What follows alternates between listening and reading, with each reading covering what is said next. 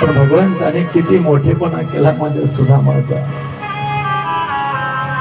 अरे पाकडून पुढे गेलेले पोहे आज प्रसाद म्हणून सगळे द्वारकेतले लोक पोहे खाताय. अरे तुम्ही पदार्थ कोणते आणले त्याला काही महत्व नाही महाराज.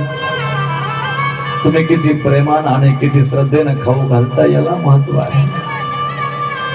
सर्व सुदामाचे पोहे सर्व राण्याने घेतले आणि आता सुदामा भगवान जेवायला बसलेले आहेत. ताट समोर आहेत, पाणी फिरवलंय, श्लोक झाला आणि सुदामाने घास उचलला हातात खाण्याकरता आणि त्यांच्या पोराची बायकोची आठवण आली. अरे आपण इथं पंचपक्वान्नाचा बेत खातोय आणि माझी पोरं तिकडे उपाशी, मी नाही खाणार. कृष्णा मला भूक नाही रे, माझी तब्येत नाही बरी, मी नाही जेवण करणार. त्या ताटाचं दर्शन घेतलं आणि एकही घास माझ्या सुदामाने मुखात नाही घातला.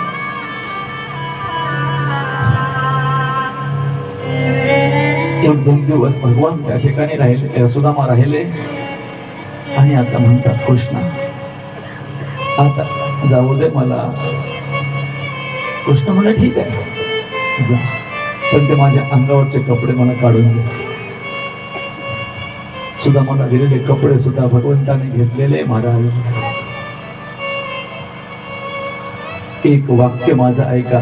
एवढी गरिबी होती, कृष्णाच्या समोर आला होता, पण माझ्या सुदामानं एक रुपया सुद्धा माझ्या भगवंताकडे मागितला नाही. तसा रिकाम्या हाताने माझा भगवान, तसा समोरून माझा सुदामा भगवंताचा निरोप घेतायत. भगवान म्हणतायत थांब सुदामा. आणि आता भगवंतानी सुदामाचं कपाळावरती तिलक केलंय, कुंकाचं तिलक लावायचं आणि कुंकुम तिलक करत असताना सुदामाचं नशीब परमात्म्याने बदलून टाकलंय. जिथं श्रीक्षय असं होतं तिथं यशस्वी भगवंतानी केलं आणि तिकडं विश्वकर्म्याला आदेश दिला की तुम्ही जा आणि सुदामाची सगळी नगरी सोन्याची बनवा. सुदामाची नगरी सोन्याची बनली. आता सुदामा निरोप घेऊन निघालेला आहे. कृष्ण भगवान पाठवण्याकरता निघाले.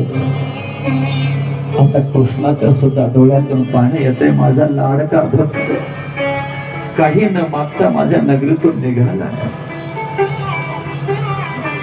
सर्व द्वारकेतील लोक आज हा प्रसंग आश्चर्यानं पाहतात.